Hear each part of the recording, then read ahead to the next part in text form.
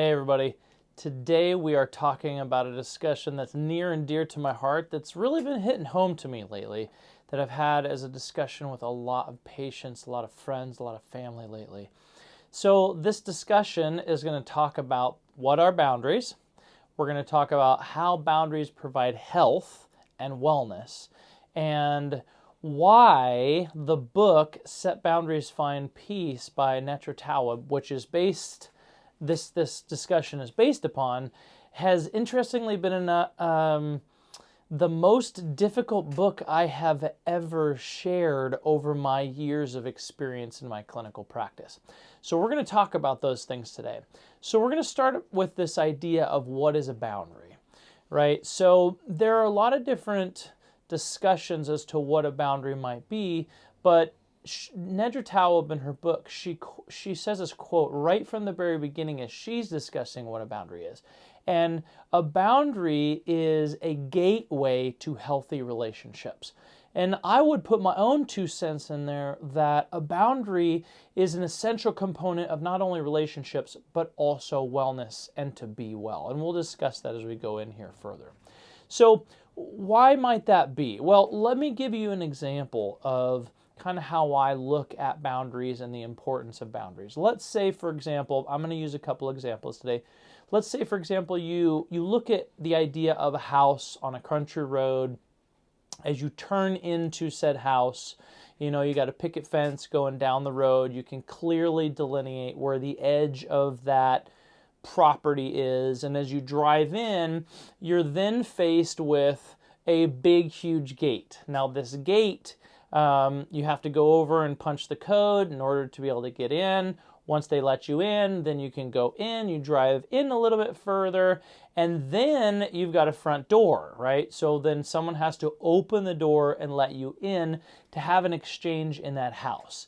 That would be the equivalent of several different layers of boundaries. So in that sort of situation, I like to look at that similar to the idea that a boundary are each of those layers that allows those individuals to be able to enjoy their property, enjoy their home. So if you want to look at yourself in a similar context, generally speaking, we want to recognize ourselves as sovereign individuals, as an individual that has boundaries, right? There's an edge to you, there's an edge to me, and that edge is the boundary of me. Now, it's really important to understand that from a health perspective, that I like to look at this too as a way of managing our energy. I look at it as an energy management perspective, right? So for example, whether you're looking at your house and you have a bunch of holes in your walls or a bunch of windows that have no windows and you turn the heat on and it just blows out the doors, or you could go with the idea of like a parked car. And if you leave said parked car in a busy town or a big city, like we live next to Seattle, so if I drive my fancy sports car that I've spent all this time and money and resources to be able to purchase, and I drive over to Seattle and I leave the windows open and I leave the keys in there and it's running and it's got a full tank of gas, and I'm pretty sure I can guarantee you that if I leave for 3 hours and park it downtown, it's not going to be there when I get back. Well, okay, so how might a person who has this car maintain themselves? Well, they're going to put it in a particular location, most likely behind locked doors. They're going to lock it. It's got an alarm system. There are multiple layers that allow that individual to be able to maintain that part of their property, if you will. So again, look at yourself as a sovereign individual, that each of us have these lines. Each of us need to have this ability to have safety, to be able to have not only to be able to hold on to the basics. Let's say, for example, you could call that your tires, right? So if somebody stole your tires, you're not going to be able to drive very far. Same idea with your own energy. If you're giving out your energy all day long and you don't know how to say no, for example, and all you ever say is yes, well, what's going to happen is long term, you're going to be unwell. And so life tends to get miserable. People tend to get sick. These are the types of people that I see, that I work with, that I discuss these sorts of things with every day. So this is a very, very important piece. So I read this book, maybe a little begrudgingly myself, and usually if you're having a hard time with the idea of boundaries and setting boundaries, there's a real good chance you need to look at yourself in the mirror and ask yourself the question as to whether or not this is an issue that you're currently struggling with that you most likely are going to need. Okay? So from that perspective, it's really important to be able to understand that what we're trying to do is we're trying to allow you to understand where your edges are. I believe Brene Brown said, my boundaries are the place where I can love myself and I can love you at the same time. So the idea here is to be able to understand kind of where your edges are. And in every situation, in every exchange, there's going to be some variation of that so that you can understand how to be able to love yourself, how to be able to love others, right? With the end goal is recognizing that we want to have these good, healthy relationships, or at least safe relationships, so that we can have a healthy exchange. That allows us to maintain our own energy, maintain our own selves, and allows us to be well and stay well into old age and have a quality of life. These are very, very important components of health and wellness. And so it's really important to be able to recognize that this is hard. Right? Now, there's a couple of concepts and philosophies that I want to share in relation to boundaries. These are common issues that people tend to, if you will, sell out in relation to their own boundaries. So there's a concept, I follow Brene Brown, I love her. She talks about the idea of belonging versus fitting in. And I really quickly wanted to share something with you. In her book, Atlas of the Heart, she talks about this idea right here where she says, belonging is being somewhere where you want to be and they want you. Fitting in is being somewhere where you want to be but they don't care one way or the other. Okay, so this is a common issue that I see because we are a species that is geared towards social connection, and or even from a child perspective, having a desire to have our needs met, whether it be food and water and shelter, love at a higher level, in order to be able to allow us to survive and live. These things are really important to understand, that oftentimes one of the reasons why people have issues with boundaries is because they don't understand kind of the nuances between the desire to fit in and the desire to belong. So she further goes on to talk about, she's actually had a couple of specific books about this.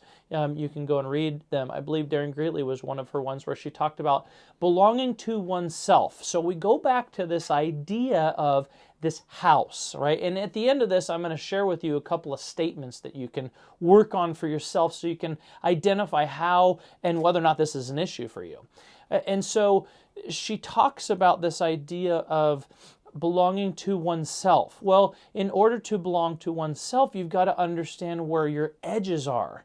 What does that mean? Well, in a relationship with your mom or your dad or your sibling or a spouse, this is my boundary. I don't feel safe with X. So if somebody comes over, for example, into this house scenario, and the owner of the home says, I'm sorry, I don't know you, and or I'm not going to let you in, this is not an exchange that I feel safe or that I want to have. From a wellness perspective, it's the same idea, where if someone comes over with malintent and they want to rob you or take your stuff, it's okay to say and appropriate to say, I'm sorry, I'm not letting you in. No. Now, a big misconception with setting boundaries and issues that I struggled with myself include some of the following, which are feeling guilty setting boundaries, also feeling like someone's going to get hurt, also the idea that maybe you'll lose people, and also that someone's going to lose and someone's going to win. Now, The hard reality of some of these are true.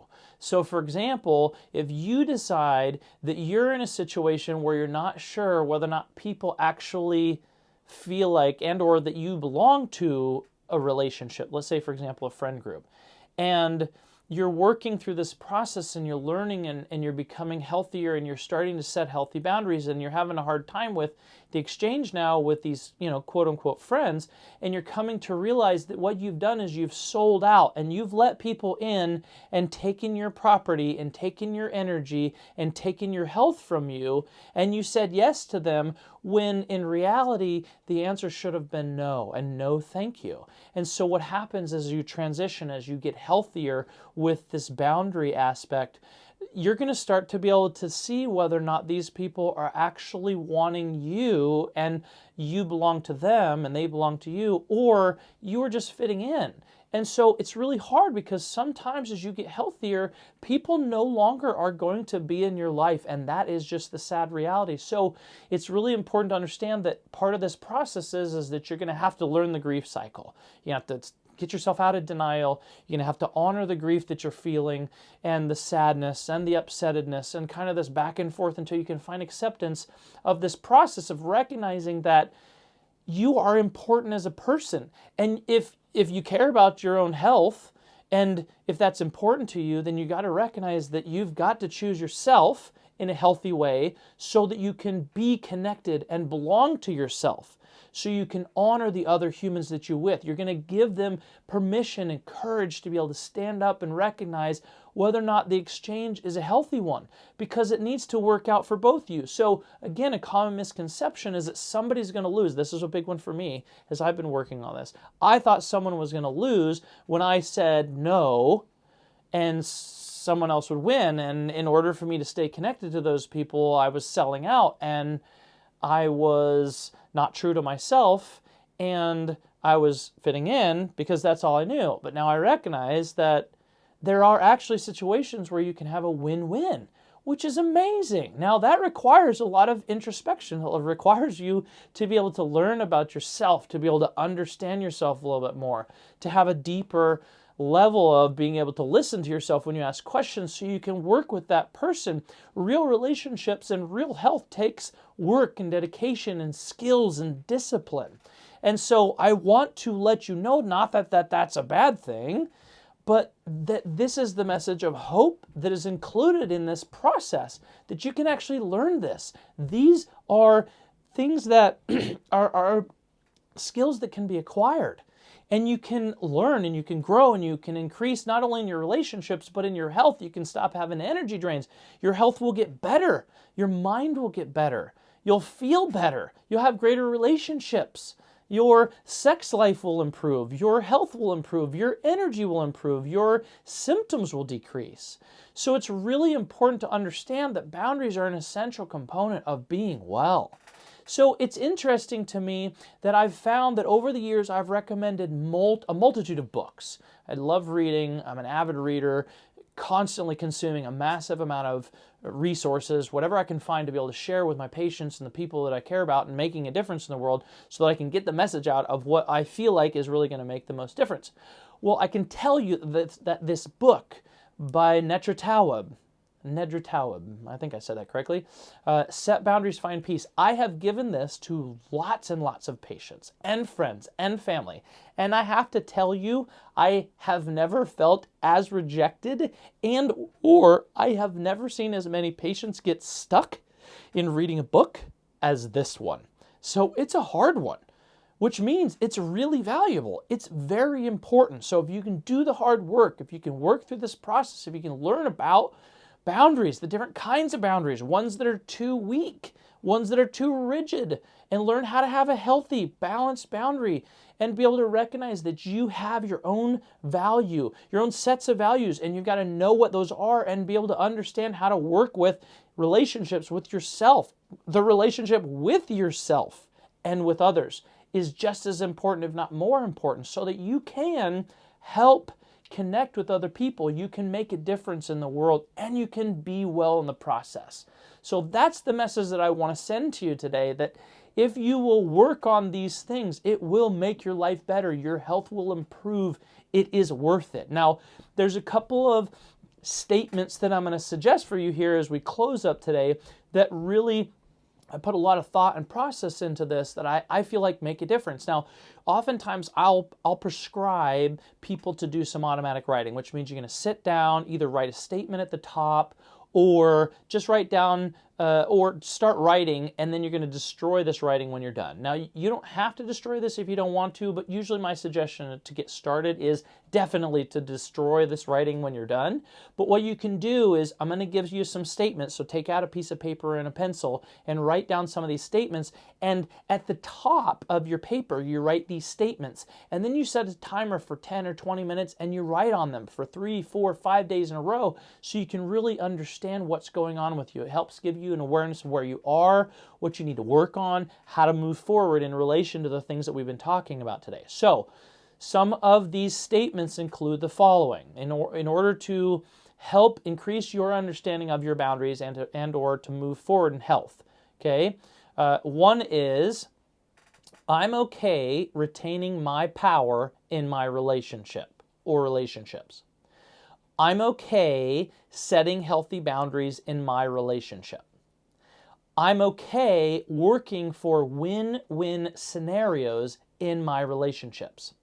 And remember, relationships are both with other people and with yourself, okay? I'm okay learning to say no. And that is what we're going to leave on today. One of the most important things you can do and learn, and a skill to develop with discipline. One of the most important skills that you can learn to have, especially in relation to boundaries and or health, is the skill to learn to say no. You are important enough to say no.